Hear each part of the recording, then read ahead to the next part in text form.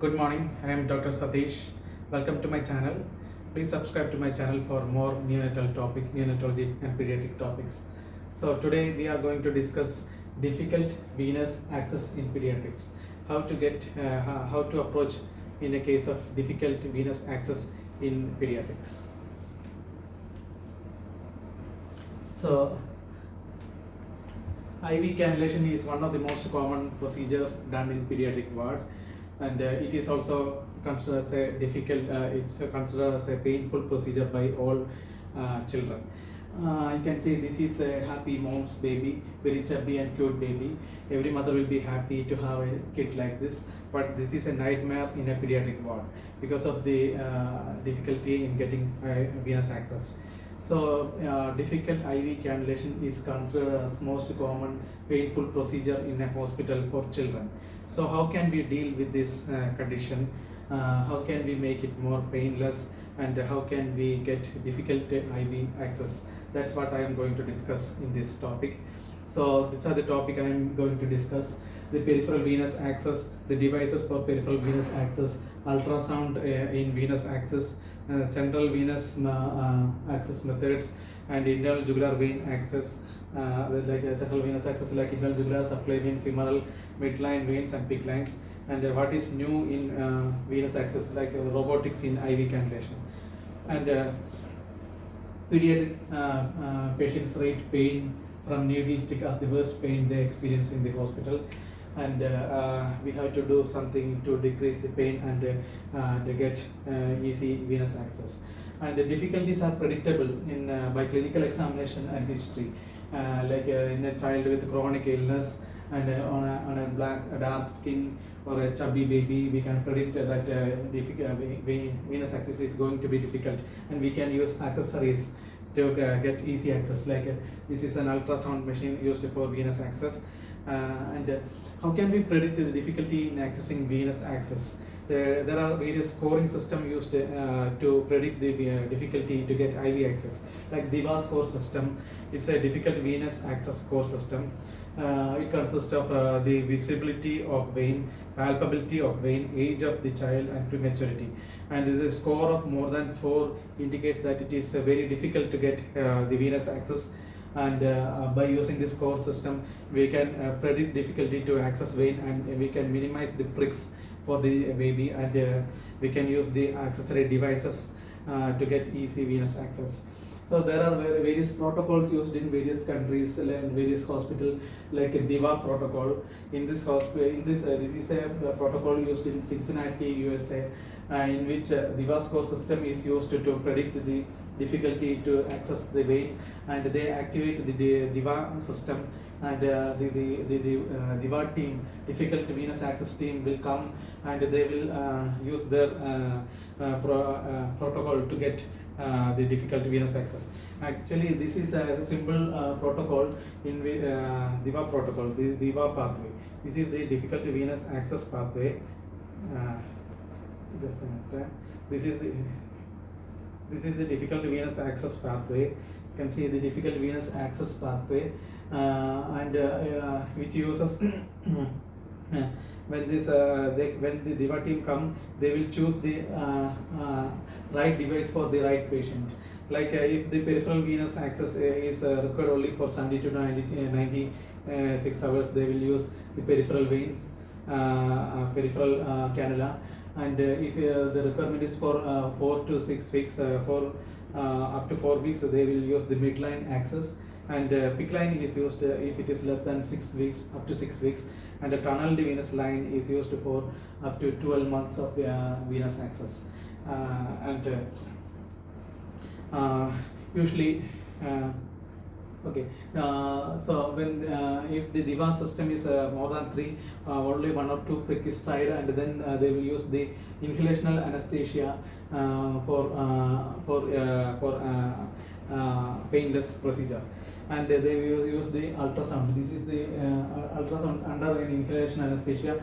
They can choose the type of venous access, like a central venous, subclavian, internal jugular, or femoral, or PICC line access. Or you can use ultrasound or transillumination under short anesthesia of sevoflurane, which lasts for only few seconds, the anesthesia will be lasting for only few seconds. In that time, short time, they can get the venous access.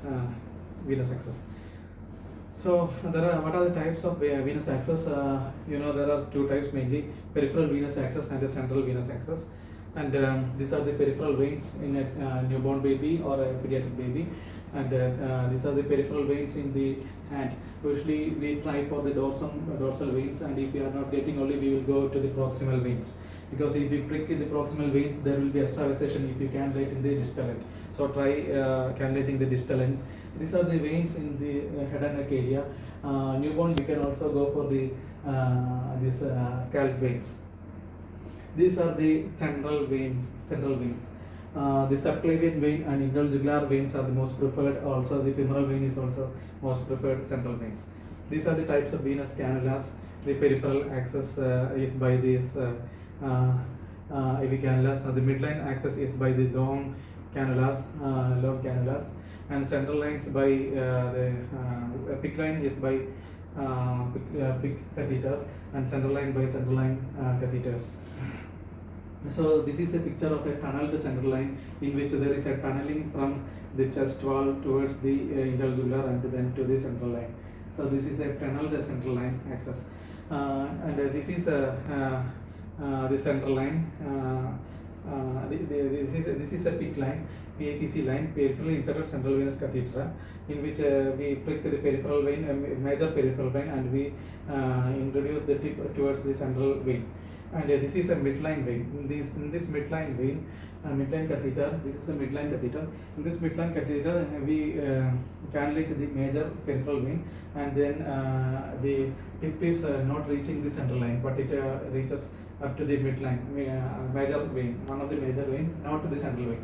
So it is useful for procedure for cannulation, for IV treatment for about more than 7 days, but less than 1 month of treatment. So how we select the veins, how we select the cannulas?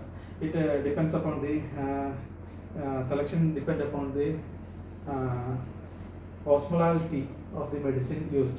The osmolality of the medicine used, the length of the treatment,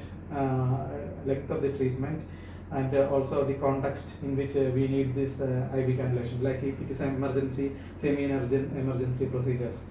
So for highly osmolar, like parenteral nutrition, we need a central line, and for depending upon the length of the treatment, if it is less than 1 week, less than 1 week with a good venous, with a good peripheral vein with a Rivas score less than 3, we can go for peripheral vein.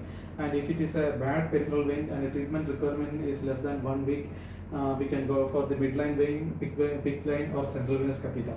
If the treatment is for 2 to 3 weeks in a hospital setup, the same catheter can be used: midline vein, central vein, or PICC line. And in a home-based treatment, treatment for about 2 to 3 weeks, we go for PICC line. And for 1 to 3 months treatment, it is PICC line is preferred. And more than 3 months of IV treatment, go for the Portai cath or tunneled central line or PICC line. Portai cath usually preferred in cystic fibrosis patients like that, and the tunneled central line is used for home parenteral nutrition, and PICC line is also for home parenteral nutrition. Okay. So how we select for this catheter? Mainly I am dealing with the pediatric. So usually for a PICC line, less than 1 kg we go for 1 French, and more than 1.5 kg go for 2 French in a newborn baby, and up to 6 months it's a 3 French. So in a PICC line 1 to 3, less than 1.5 kg, more than a newborn, and then up to 3, up to 6 months. And in case of single lumen central venous line, less than 1.5 kg is 2 French, newborn is 3 French, and 6 months is 3 French. So in case of PICC line as well as single lumen central venous catheter, 3 French is preferred up to 6 months. And if it is double lumen, 4 French is preferred up to 6 months. So we have to remember 1 French, 2 French, 3 French for PICC line, 2 French, 3 French for single lumen central venous catheter, and double lumen it's always 4 French, newborn as well as 6 months of age. So So we all know the seeing is believing. What we see, we can believe. So always cannulate the vein only when you see the vein. So don't unnecessarily poke the baby and make more pain to the baby. So if you are not able to visualize the vein, you can use accessory devices like a transillumination, in which you can very well see the vein, and also the infrared vein viewers are there, in which you can see the vein. But the problem is that in both these condition, in both these devices, we can see only the superficial veins. So in order to visualize the deep vein, we can use the ultrasound machine, the hockey stick ultrasound probe. You can visualize the deep vein, and so always see the vein and cannulate. Use ultrasound whenever it is necessary. This is a child in which we are using the ultrasound probe to visualize the vein, deep vein, and cannulate the deep vein. So there are vein entry devices available which can detect that the catheter is inside the vein. So these are the veins we usually used in newborn for cannulation: scalp vein, dorsal veins, and the cubital veins for the big lungs, and the ankle veins and the leg veins. And these are the central veins used in pediatrics. Like central veins usually used in pediatrics are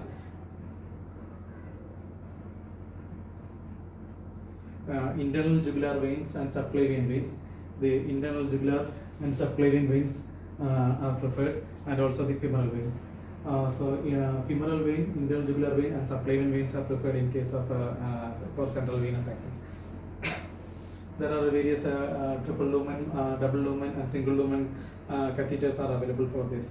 Some basic tricks for peripheral venous access: before pricking, wet the skin area which is dry, and remove the amla before 5 minutes before pricking, and warm the foot end. If you are not able to visualize the vein, warm the end, the foot or foot end with the hot water bag. That will cause venous dilatation, and gently tap on the vein. It will cause the histamine release and also the venous dilatation. And when you are pushing, use the thumb to push the cannula. So you can guide the you can change the direction of the cannulation while using the thumb, and wait for backflow in units up to 2 seconds, because the backflow will be less in case of newborn. If you are not getting a backflow, just flush the hub with the saline, so the RBC will come in a swimming movement, and you can see the RBC coming out if it is inside the vein. And you use only the half of the needle to find the vein, and the rest half should be used for catheterization. So if you are not getting the vein in a half of the needle, then you have to take out the needle and reattempt. Always go for the peripheral distalmost vein before you prick the central veins, and always keep the central vein for the PICC line access and also the central venous line access. So now I am coming to tell about how we can cannulate the central venous catheter. In central venous catheter, we need general anesthesia and ultrasound machine. So I am going to discuss how to use the ultrasound for venous access. So various placebo are there for you to practice the venous access, which is available in the market. You can practice on this placebo with the ultrasound machine, so that you will get the skill before you prick the baby. And we always use for the high frequency probes, straight probes. With the high frequency probe, you can more clear visualization of the superficial veins will be available. And in newborns, it is preferred that you use a hockey stick probe for cannulation, and place the center of the probe over the vein. Like if you are cannulating the internal jugular or brachiocephalic vein, use the center part of the probe over the brachiocephalic or internal jugular vein, and you will see the internal jugular vein in the center part. You can use two methods, like a cross-sectional view. You can see if you place in a horizontal way, you can see the cross-sectional view. If you place in a longitudinal way, you can get a longitudinal view. Both views are good for venous access. And hold the ultrasound probe in a pencil position. Also the finder needle in a pencil position, and you always use the sterile precaution, sterile jelly and a sterile camera cover to cover the probe, and then ultrasound, keep the ultrasound over the intrajugular vein, and look for the position of the intrajugular vein, the preferred vein in the center, make it in the center, and use Doppler to identify the vein and artery, and then poke the skin directly over the vein. And if you are poking, and if you the intrajugular vein will be initially in the rounded. If you compress, if you push, and the vein will disappear, but artery will not disappear. In that way, you can identify the vein. The vein is collapsible, artery is not collapsible. So see which vessel is collapsing, and you can identify the vein. And then when you prick, there will be some tending in front of above the vein. So if you notice the tending of the vein, you are about to get inside the vein. So when you are pricking, see for the tending of the vein. When the tending suddenly disappear, this is the cross-sectional view, and this is the longitudinal view. So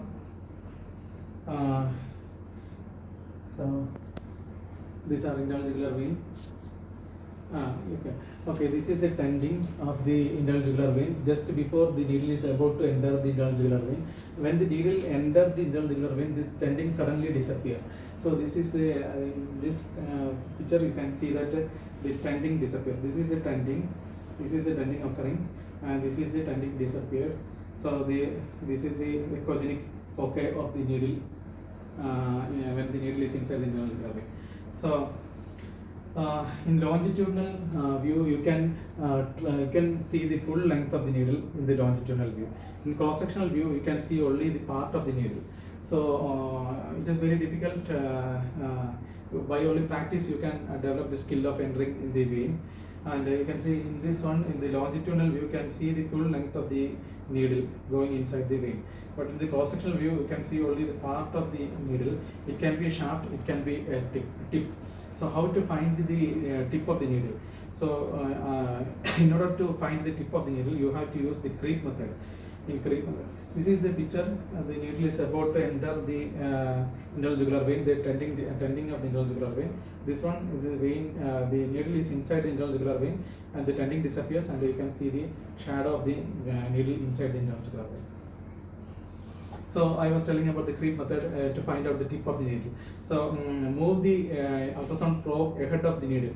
So till the needle disappears. Then introduce the needle, and then you have to track the tip of the needle by creep method technique. So this is the creep technique. You can see the ultrasound. This is the creep technique. Okay. So the ultrasound should be moved ahead of the needle, and the needle comes behind the ultrasound. So you have to keep the track of the tip of the needle while puncturing the needle. So this is the creep technique. You can also use the tilting method to keep in track with the tip of the needle during puncturing. So this is an ultrasound guided approach of the intrajugular vein in a short axis view, and this is a needle above the intrajugular vein. This is the needle above the intrajugular vein, and this is the needle the tending of the intrajugular vein, and now needle is inside the intrajugular vein. So now going to the cannulation of intrajugular vein. So this is a demonstration of a baby with a double lumen catheter inside the intrajugular vein, or use 4 French for a newborn baby, less than 1.5 kg, go for 3 French. Okay, so this is the anatomy of the intrajugular vein joining subclavian vein to form the brachiocephalic vein, and you are using the Seldinger technique. In Seldinger technique, you use first a finder needle to